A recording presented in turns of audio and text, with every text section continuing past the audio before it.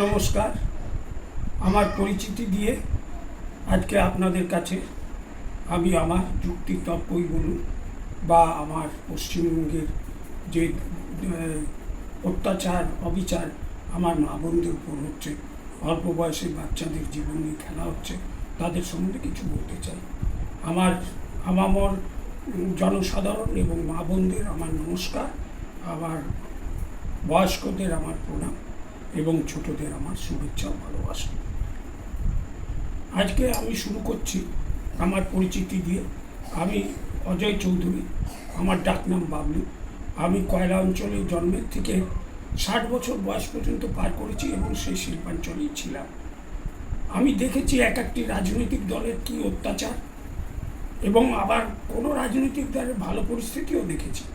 আমি 16 বছর বয়সে সেবা দল করি কংগ্রেসের, এবং সেখান থেকে কংগ্রেসের রাজনীতি শুরু করি। আমি দেখেছি জওহরলাল নেহরুর সময় যখন এখানে বুলগেনিন এসেছিলেন, চীনের প্রেসিডেন্ট। তারপরে আমি ইন্দিরা গান্ধীও দেখেছি, ইন্দিরা গান্ধীর প্রধানমন্ত্রিত্ব।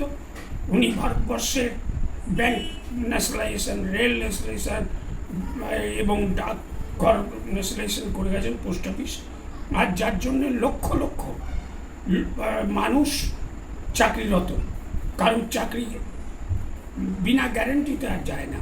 চাকরি যদি রিটায়ার করে তাদের প্রচুর পরিমাণে পেনশন এবং গ্র্যাচুইটি ও আদার্স ফেসিলিটিস তারা পায়। যাই হোক, এবার আসি।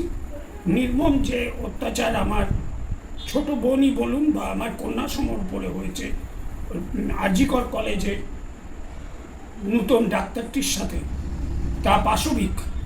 পশুও বোধহয় এত অত্যাচারী হয় না, এরা পশুদের থেকেও নোংরা। এদের রুচি বলে কোনো জিনিস নেই, মা বোন বলে নেই, যারা এরকম অত্যাচার করতে পারে। আজকে পশ্চিমবঙ্গই শুধু নয়, ভারতবর্ষে একটা স্টার চলে গেল, যার দ্বারা লক্ষ লক্ষ বা হাজার হাজার বা লক্ষ লক্ষ রুগী সেবা পেত।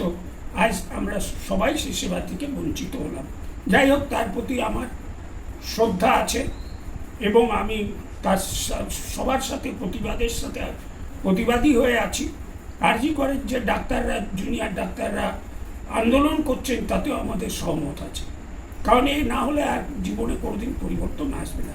এবার আমাদের কিছুটা নিজেদেরও পরিবর্তন আনতে হবে এবং নিজেদের নজর দিতে হবে, যাতে এই ক্ষুধার্ত মানুষরা আর দ্বিতীয়বার এরকম সাহস না করে।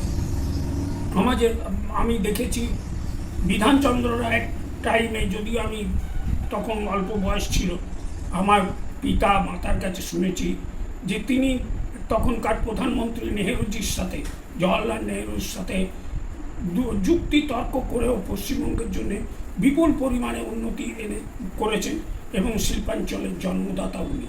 দুর্গাপুর স্টিল প্ল্যান্ট বলুন, দুর্গাপুর নগরী বলুন, উনারই দেন।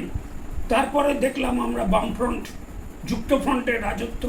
সেই রাজত্বে কী অত্যাচার না মানুষের প্রতি হয়েছে, সেটা তো কেউ অস্বীকার করতে আমরা পারি না।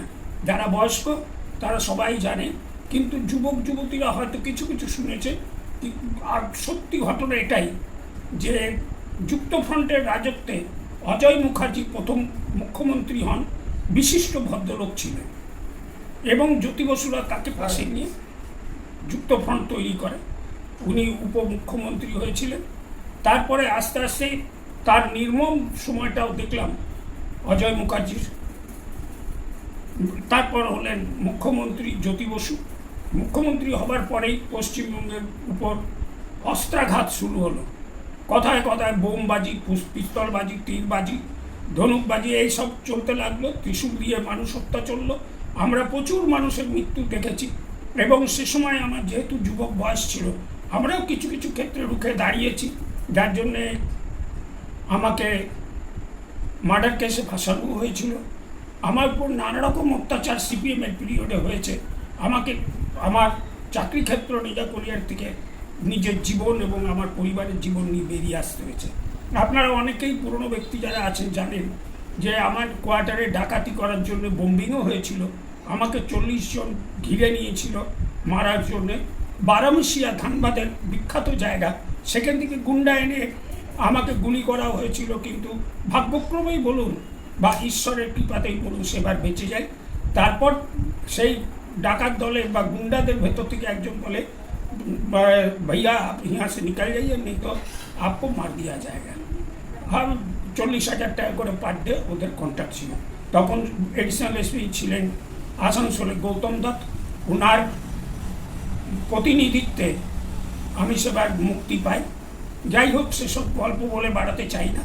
আজকে আরজি করের যে ঘটনা হচ্ছে, আমাদের প্রত্যেকের চোখ কান খুলে রাখতে হবে এবং প্রতিবাদ করে যেতে হবে যতক্ষণ না এর একটা মীমাংসা হচ্ছে। আমাদের মুখ্যমন্ত্রী মাননীয়া মমতা ব্যানার্জি, উনি একজন মহিলা হয়ে যেভাবে উনি যুদ্ধ করেছেন, পশ্চিমবঙ্গকে শান্ত করেছেন, যা চিন্তা করা যায় না। আপনাদের আবার আমি ফিরে আসছি বামফ্রন্টের রাজত্বে। আপনারা দেখেছেন পুরুলিয়ার কিছু গ্রামাঞ্চলে কিভাবে হত্যা হয়েছিল। তারপরে আনন্দ আশ্রমের সাধুদের কিভাবে সেতুর ওপরে মেরে দেওয়া হয়েছিল, হত্যা করা হয়েছিল। তারপরে আপনার বর্ধমান সাঁইবাড়িতে ছেলেকে হত্যা করে ছেলের রক্ত দিয়ে মাকে স্নান করানো হয়েছে এবং মাকে ছেলের রক্ত দিয়ে ভাত মেখে খাওয়ানো হয়েছে। কংগ্রেসকে ভোট দেওয়ার জন্য হাওড়ায় কিছু ব্যক্তির হাত কেটে নেওয়া, হাতের কবজির থেকে 2 হাত কেটে নেওয়া হয়েছিল। সেই নির্মম দিনগুলি নিশ্চয়ই আমাদের কংগ্রেসের যারা আছেন পুরনো ব্যক্তি তারা ভুলবেন না, নিশ্চয়ই তাদের মনে আছে। এবং কিছু কই মাছ, ভোট কংগ্রেসকে দেওয়ার জন্য কই মাছ, জীবন্ত কই মাছ গলায় ঢুকিয়ে মেরে দেওয়া হয়েছে। এরকম নির্মম হত্যা হয়েছে। এবং আমাদের জামুরিয়া অঞ্চলে মঙ্গু কাজীর অত্যাচার, তারপরে আপনার রাম সিংহাসন বলে একজন ছিলেন, তার অত্যাচার নিজে চাক্ষুষ দেখেছি। আমার উপরও কিছু অত্যাচার হয়েছে। আমি পঞ্চায়েত সমিতিতে জিতি প্রথম তৃণমূল আসার আগে, তখন সংগঠন সবে শুরু হয়েছে, আমি দাঁড়িয়েছিলাম এবং আমাকে ওই অঞ্চলের জনসাধারণ মা বোনরা বিপুল ভোটে জয়যুক্ত করেছিলেন। কিন্তু আমি পঞ্চায়েতে বা ব্লকে গিয়ে সংগঠন করতে পারিনি বা কোনো প্রতিবাদ করতে পারিনি। মঙ্গু কাজী তার দলবল নিয়ে এসে আমাকে জবরদস্তি বের করে দিয়েছিল বিডিও অফিস থেকে। এই তো তাদের শাসন দেখেছি। অনেকে এখন সুযোগ নিচ্ছেন যে এই সুযোগে যদি আবার নতুন করে আমরা জেগে উঠতে পারি, নতুন করে আবার বামফ্রন্টকে করতে পারি। আপনারা কখনোই আশা করবো এদের বিশ্বাস করবেন না। এদের ইতিহাসটাকে দেখুন, দেখবেন যদি এরা কোনো উপায়ে যদি পশ্চিমবঙ্গে আবার নতুন করে উঠতে শুরু করে, জানবেন আবার আমাদের জীবন জীবিকা দুটোই চলে যাবে। আজকে মমতা ব্যানার্জি একজন মহিলা হয়ে যেভাবে তারপর অত্যাচার হয়েছে, তাকে মৃত্যুশয্যায় নিয়ে দেওয়া হয়েছিল, তার মাথার থেকে কোমর থেকে গোটা শরীরে আঘাত করা হয়েছে। তারপরে নন্দীগ্রামের ঘটনা, যেখানে তাপসী মালিককে পুড়িয়ে মেরে দেওয়া হয়েছিল। এইভাবে তিনি প্রতিবাদ করে আজকে পশ্চিমবঙ্গকে শান্তির জায়গা করে দিয়েছেন। পশ্চিমবঙ্গের জন্য, নারীদের জন্য তিনি স্বাস্থ্যসাথী করেছেন, যার ফল এবং সুবিধা আমরা প্রত্যেকেই পাচ্ছি। যারা বয়স্ক তারা নানাভাবে ট্রিটমেন্ট পাচ্ছেন, যে কোনো হসপিটালে তারা ট্রিটমেন্ট পেতে পারেন। এমনকি দক্ষিণ ভারতে ভেলোর বলুন বা অন্যান্য জায়গায় অ্যাপোলো বলুন, সেখানেও এই স্বাস্থ্যসাথী কার্ডে ভর্তি করা যায় এবং ট্রিটমেন্ট করা যায়। তারপর উনি কন্যাশ্রী করেন, যুবশ্রী করেন এবং যুবকদের জন্যে বা ছাত্রছাত্রীদের জন্যে ক্রেডিট কার্ডের বন্দোবস্ত করেন যারা উচ্চশিক্ষায় শিক্ষিত হতে চান। তারপরে ক্লাস 9-10 পর্যন্ত মেয়েদের জন্য বাইসাইকেল দেন লেখাপড়া করার জন্যে এবং তাদের বিবাহযোগ্য হবার পর অনুদান দিয়ে তার বাবা মাকে সাহায্য করেন। এরকম মানবিক মুখ্যমন্ত্রী বোধহয় ভারতবর্ষের ইতিহাসে দ্বিতীয়টি নেই। আজকে সর্বশ্রেষ্ঠ যদি কোনো চিফ মিনিস্টার বা মুখ্যমন্ত্রী থাকেন, আপনারা বুকে হাত দিয়ে চিন্তা করে দেখবেন, তিনি হলেন মাননীয়া মমতা ব্যানার্জি। আজকে আমরা সবাই 2011-র পর থেকে আমরা শান্তিতে বসবাস করি। হিন্দু, মুসলমান, শিখ, ইসাই আমাদের মধ্যে বিভেদ নেই। আমরা প্রত্যেকের সহযোগী, আমরা সবার বিপদে ঝাঁপিয়ে পড়ি। এই হলো আমাদের পরিচয় এবং আজকে কিন্তু এটা সম্ভব হচ্ছে একমাত্র মহিলা নেত্রী মমতা ব্যানার্জি, যার মুখ্যমন্ত্রীত্বে আজকে চতুর্দিকে উন্নতির একটা সোপান শুরু হয়েছে। এবং তার সাথে আমার পুত্রসম অভিষেক ব্যানার্জি, সেও যুদ্ধক্ষেত্রে নেমে যেভাবে লড়াই করে যাচ্ছে শান্তির জন্যে, শৃঙ্খলার জন্যে এবং পশ্চিমবঙ্গের উন্নতির জন্যে, যার কোনো তুলনা হয় না। আজকে আমার একটাই অনুরোধ আমার জনসাধারণের কাছে, আমার মা বোনের কাছে, আমার যুবক ভাই বোনদের কাছে, আপনারা একটু চিন্তা করুন, আপনারা আন্দোলন করুন, নিশ্চয়ই করবেন, সে অধিকার আছে। সেই অধিকার তো আপনাদের পশ্চিমবঙ্গের মুখ্যমন্ত্রী দিয়েইছেন।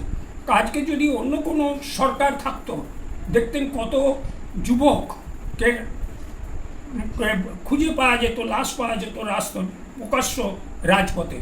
আজ কিন্তু মমতা ব্যানার্জি সে পথে যান না, পছন্দও করেন না, কারণ উনি ভোটে জিতার পরই বলে দিয়েছিলেন বদলা নয় বদল চাই। আজ উনি তা করে দেখিয়েছেন। পশ্চিমবঙ্গের উন্নতি হচ্ছে, আরও উন্নতি হবে। আমরা সবাই মিলে তার যজ্ঞে নামি এবং আমরা পশ্চিমবঙ্গের ভালো করি, এই আশাই আপনাদের কাছে করছি এবং নিবেদন করছি পুনরায় আমার ভাই বোনদের, আমার বয়োজ্যেষ্ঠ যারা আছেন তাদের আমি জানাচ্ছি যে পুরনো ইতিহাসগুলো যুবক যারা আছেন, আপনাদের নাতি নাতনি সন্তান, তাদের একটু ইতিহাসটা বলবেন, তাহলে তারা আন্দোলন থেকে অন্তত এই যে অরাজনৈতিক মিনস যারা গুন্ডা, এরা কিন্তু ঢুকে যাচ্ছে, ঢুকে নানারকমভাবে অত্যাচার করছে। ঋতুপর্ণা দেবী তার শিকার হয়েছে, কদিন আগেই আমরা দেখলাম। আজকে সবদিকে মানবিক দিক মমতা ব্যানার্জির একটা বলি, প্রমাণ দিই। হরিয়ানায় আমার এক মুসলিম ভাইকে নির্মমভাবে হত্যা করা হয়েছিল। পশ্চিমবঙ্গের সে নিবাসী, তার স্ত্রীকে ডেকে মমতা ব্যানার্জি চাকরি দিয়েছেন। এরকম মানবিক মহিলা কোথায় পাবেন? মানবিক মুখ্যমন্ত্রী কোথায় আছে ভারতবর্ষের? অনেক জায়গাতে এরকম মৃত্যু হয়েছে। আজকে ধরুন ইউপি বলুন, বিহার বলুন, মধ্যপ্রদেশ বলুন, আপনার ছত্তিশগড় বলুন, বা আপনার মহারাষ্ট্র বলুন, রাজস্থান বলুন, ভারতবর্ষের সর্বক্ষেত্রে, হরিয়ানা বলুন, সর্বক্ষেত্রে আমার মা বোনদের উপরে অত্যাচার হচ্ছে, তাদের ধর্ষণ হচ্ছে এবং গাছে ঝুলিয়ে দিয়ে বাচ্চাদের মেরে দেওয়া হচ্ছে। এর বিরুদ্ধে আসুন আমরা সবাই মিলে, হিন্দু, মুসলিম, শিখ, ইসাই, ভারতবাসী আমরা যত আছে, আমরা গর্জে উঠি।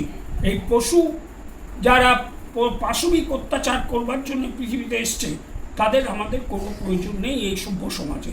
এই বলে আপনাদের আমি আবার হাত জোড় করে নমস্কার করছি, বিনীত অনুরোধ করছি, আপনারা চিন্তা করে দেখবেন। যদি আপনাদের ভালো লাগে আমাকে সহযোগিতা করবেন। ধন্যবাদ, নমস্কার।